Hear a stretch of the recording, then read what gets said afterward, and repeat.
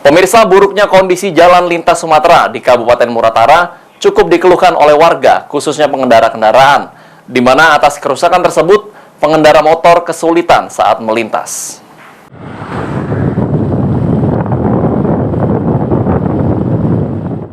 Beginilah kondisi jalan lintas Sumatera di Desa Remban, Kecamatan Rawas Ulu, Kabupaten Muratara.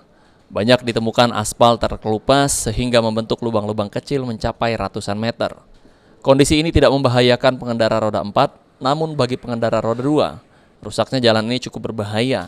Mengingat ban kendaraan bisa saja terjebak dalam lubang jalan tersebut dan mengakibatkan kecelakaan. Salah satu pengendara mengatakan sebagian kondisi jalan sudah ditambal sulam, namun sebagian masih banyak yang terkelupas dan berlubang, hingga dapat membahayakan apalagi di saat musim hujan. Ya, kalau pendapat saya selaku pengguna jalan sangat mengganggu, apalagi ketika malam hari. Di sini kan kondisi jalan rusak panjang sekitar 200 meter lebih lah panjang kerusakan kan.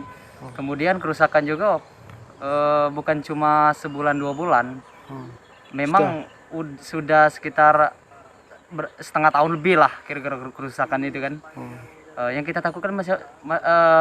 takutkan ketika datang hujan kan, otomatis tertutup gara-gara hujan, kita tidak bisa melihat lubang dari jalan. Ada kemungkinan di situ kan mengalami pengendara bisa mengalami kecelakaan, apalagi yang pakai motor kan. Nah, yang kita takutkan hal-hal yang seperti itu yang kita harapan kita kepada pemerintah supaya diperbaiki lah ibaratnya sebelum rusaknya terlalu parah. Oleh karenanya, pengendara berharap jalan ini dapat diperbaiki secepatnya oleh pihak pemerintah pusat sebelum bertambah parah dan mengakibatkan korban jiwa. Adi Arianza, PAL TV.